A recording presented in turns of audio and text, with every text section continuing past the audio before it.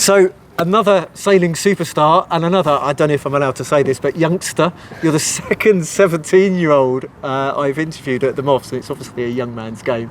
Can you introduce yourself, tell us about yourself, your sailing background and your boat? Yes, thank you. Yeah, I'm Mathias Coutts.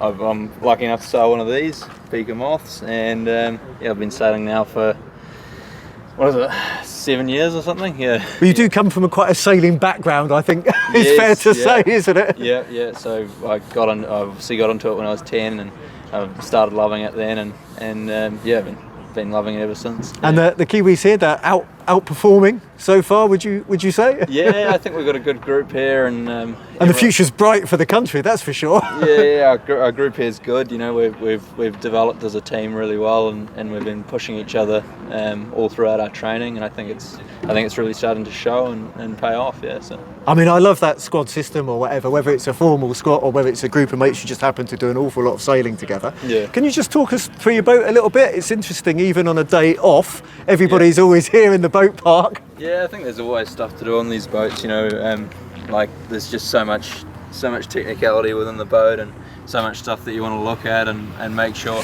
that things don't break. And so the reliability is obviously an issue for those folks at home. Yeah. What would be an interesting thing you could point out? We talked to TB, who made his own boom. Yeah, I think my boat's pretty standard mostly. Okay. I've got a couple of little things on it that aren't so standard, but I mean, like, obviously something that you want really reliable is your van, because you're pulling up to like 1,500 kilograms of and you have a 1 million purchase on it or something. Yeah, it's like, I think I've got like 72 to 1 purchase on there, so it's quite a lot of purchase for a lot of load that we're pulling on.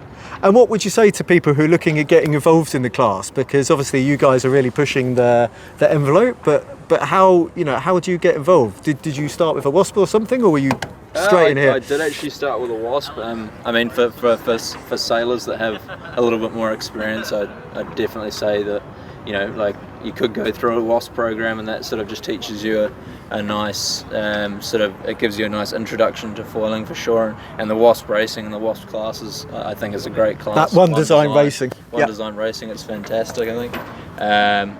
But then for this, I think, you know, quite a lot faster and quite a lot more technical in some ways. You know, you've got more adjustments of things here and there. You guys are always. Yeah, we're always fiddling around with things, that's for sure. That's what I wanted in the interview. But it's funny, you've done all this sailing in the easterly. Yeah. Looking behind, it's maybe not that obvious, but the wind has literally gone southwesterly. Yes, yeah. Now the UK Open. Yeah. Thoughts for the championships?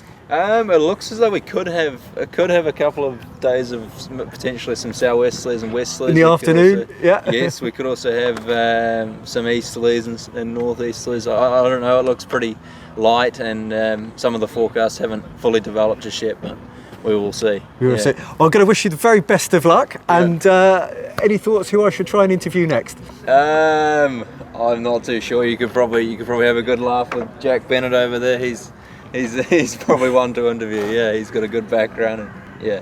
Brilliant. Thank you ever so much for your time. Yeah, have cheers. lots of fun in Weymouth. Thank you very much.